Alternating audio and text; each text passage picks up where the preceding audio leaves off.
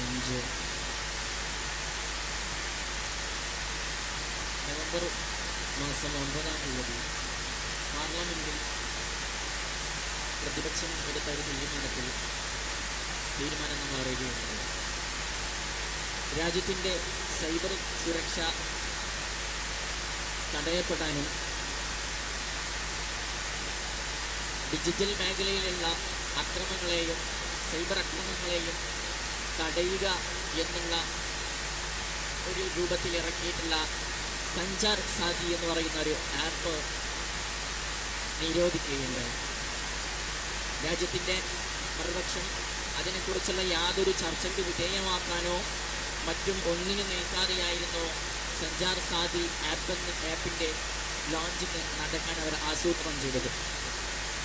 രാജ്യത്തെ ഭരണഘടന രാജ്യത്തിൻ്റെ പൗരന് നൽകുന്ന സ്വകാര്യ അവകാശങ്ങളെ വെല്ലുന്ന രൂപത്തിലായിരുന്നു സഞ്ചാർ സാധി ആപ്പിൻ്റെ ഉത്ഭവം എന്നതാണ് അതിനെ നിരോധിക്കാനുള്ള കാരണം.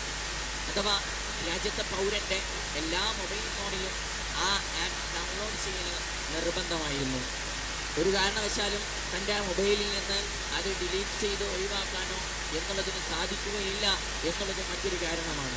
രാജ്യത്ത് പൗരന് നൽകുന്ന സ്വകാര്യ അവകാശത്തെ ലംഘിക്കുന്ന രൂപത്തിലായിരുന്നു ഈ സഞ്ചാർ സാധി ആപ്പിൻ്റെ കൊണ്ടുവരൽ എന്ന മാത്രം കാരണത്താൽ അതിനെ പ്രതിപക്ഷം ഇടപെട്ട് അതിനെ രാജ്യത്ത് നടപ്പാക്കാതിരിക്കാതെ കൊണ്ടുപോയത് കഴിഞ്ഞ ആഴ്ചകളിലാണ്. ഞാൻ സൂചിപ്പിക്കുന്നത്, ഇങ്ങനൊരു സൈബർ സുരക്ഷയ്ക്ക് വേണ്ടി രാജ്യത്തൊരു ആപ്പ് കൊണ്ടുവരുന്നതിൻ്റെ എത്തിയത് രാജ്യത്തെ ഡിജിറ്റൽ യുഗത്തിൻ്റെ ഡിജിറ്റൽ അവസ്ഥയുടെ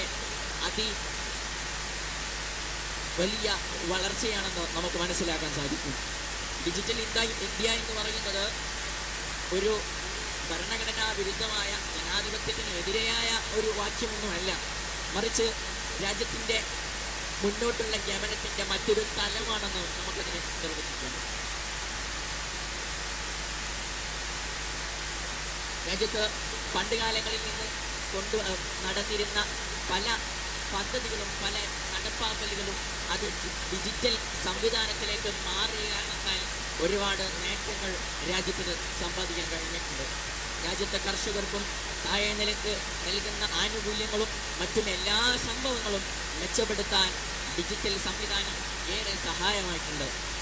ഡെബിറ്റ് ബെനിഫിറ്റ് ട്രാൻസ്ഫർ DBT എന്ന് പറയുന്ന ഒരു സംഭരണ പദ്ധതിയിലൂടെ രാജ്യത്തെ എല്ലാ മേഖലകളിലും രാജ്യത്തിൻ്റെ ഓരോ പൗരൻ്റെ മൊബൈൽ ഫോണും അവരുടെ ആധാറുമായിട്ട് ലിങ്ക് ചെയ്തുകൊണ്ട് അവർക്കുള്ള അവകാശങ്ങളെയും അവർക്കുള്ള ആനുകൂല്യങ്ങളെയും അത് മുഖേന എത്തിക്കാനുള്ള ഒരു ഡിജിറ്റൽ പ്ലാനിങ് ഇന്ത്യ എന്ന രാജ്യത്ത് വലിയൊരു മുന്നേറ്റമാണ് നടത്തിയിരിക്കുന്നത്. കർഷകർക്കും മറ്റുള്ളവർക്കും നൽകേണ്ട സബ്സിഡികളും അനർഹർ കൈവയ്ക്കുന്നതിനെ തടയുന്നതിന് വേണ്ടി ഇങ്ങനെയുള്ള മൊബൈൽ ഫോണും ആധാറുമായിട്ട് ലിങ്ക് ചെയ്തിട്ടുള്ള പ്രവർത്തനം വളരെ ഉപകാരപ്രദം നമുക്ക് പറയാൻ സാധിക്കും. അതുപോലെ തന്നെ മറ്റു ബാങ്കിങ് കാര്യങ്ങളും മറ്റും എല്ലാ കാര്യങ്ങളും ഡിജിറ്റൽ സംവിധാനം വന്നതോടുകൂടെ വളരെ എളുപ്പമായി എന്ന് നമുക്ക് മനസ്സിലാക്കാം. UPI ബിങ് പോലുള്ള രാജ്യത്തെ ബാങ്കിങ് സംവിധാനങ്ങളും പുതിയ കാലത്ത് വലിയ വളർച്ചയാണ് രാജ്യത്തിന് സംഭാവന ചെയ്തിട്ടുള്ളത്. രാജ്യത്തിൻ്റെ ഉള്ളേരിയയിലുള്ള കുഗ്രാമങ്ങളിൽ പോലും ATMോ ക്യാഷ് ഡെപ്പോസിറ്റ് ചെയ്യാനോ അവർക്ക് അയച്ചു കൊടുക്കാനോ സംവിധാനങ്ങളില്ലാത്ത സ്ഥലങ്ങളിൽ പോലും UPI പോലുള്ള പല സംവിധാനങ്ങളും രാജ്യത്ത് വളരെ പോസിറ്റീവായ കാര്യങ്ങളാണ് രാജ്യത്തിന് നൽകിയിട്ടുള്ളത്.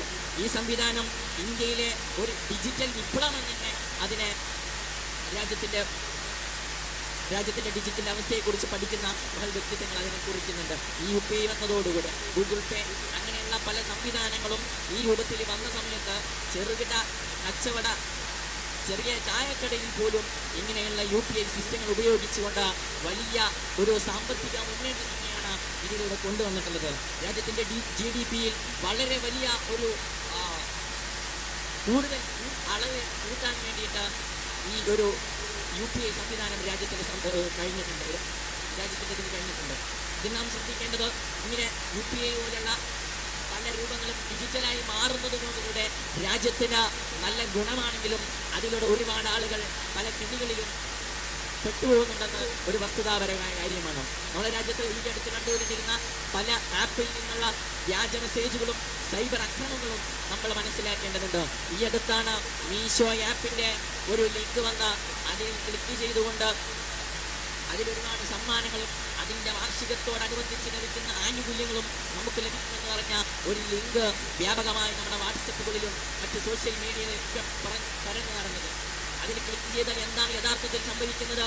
ഫേസ് ചെയ്ത് പിടിക്കുന്ന മൊബൈലിലെ യഥാർത്ഥ സെൽഫി ക്യാമറയിലൂടെ നമ്മൾ ചിത്രം അതിൽ പകരുകയാണ്.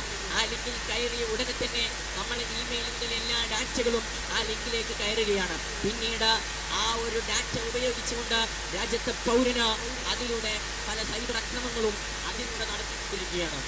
രാജ്യം ഇതിനെക്കുറിച്ച് ഒരുപാട് കാര്യങ്ങളും അതിനെ തടയുന്നതിന് വേണ്ടി ഒരുപാട് കാര്യങ്ങളും കൊണ്ടിരിക്കുന്നുണ്ട്.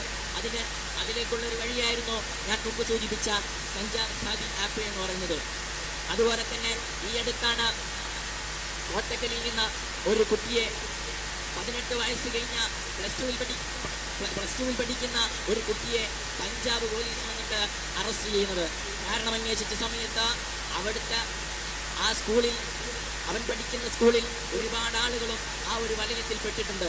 എന്താണെന്നോ, ആ നാട്ടിലുള്ള ചില ആളുകൾ അവിടുത്തെ സ്കൂളുകളിലെ ചില കുട്ടികളെ മാത്രം ഒരുമിച്ച് കൂട്ടിയിരുത്തി അവർക്ക് ബാങ്ക് സംവിധാനം നിർമ്മിച്ചു കൊടുക്കുകയും അതിലൂടെ ഒരുപാട് പണം, 1 ലക്ഷം അതിലുപരി അവരുടെ അക്കൗണ്ടുകളിലേക്ക് ക്രെഡിറ്റ് ആക്കിക്കൊണ്ട് അതെടുത്തു കൊടുത്താൽ അല്ലറ ചില്ലറ 1000, 5000 മുതൽ തുക ആ കുട്ടികൾക്ക് കൊടുക്കുന്നു. വെറുതെ കിട്ടുന്ന ക്യാഷല്ലേ എന്ന് പറഞ്ഞുകൊണ്ട് കുട്ടികൾ അതിന് നിന്നു കൊടുക്കുന്നു.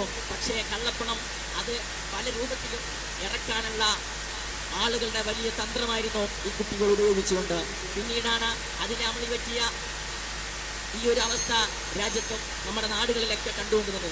ഇത് ഇങ്ങനെ ഉയരുന്ന സമയത്ത് മറുഭാഗത്ത് സംഭവിച്ചുകൊണ്ടിരിക്കുന്നത് ഈ രൂപത്തിലുള്ള കാര്യങ്ങളുമാണ്. അതിലും കൂടി നമ്മൾ ശ്രദ്ധിക്കുകയാണെങ്കിൽ ഡിജിറ്റൽ ഇന്ത്യ എന്ന് പറയുന്നത് നമ്മുടെ രാജ്യത്തിനും വളരെ ഉപകാരമായ കാര്യമാണ്. ഞാനൊന്നുകൂടി സൂചിപ്പിക്കട്ടെ, രാജ്യം ഏത് രൂപത്തിലും ഇങ്ങനെ ഡിജിറ്റൽ മാർക്കറ്റിങ്ങിലും എല്ലാ രൂപത്തിലും വളരുകയാണെങ്കിലും രാജ്യത്തെ ഓരോ പൗരനും മുന്നിട്ട് നിൽക്കുന്ന ജനാധിപത്യ വിനിയോഗമാണ് രാജ്യത്തിന്റെ ജനാധിപത്യത്തെ കാക്കുന്നത്.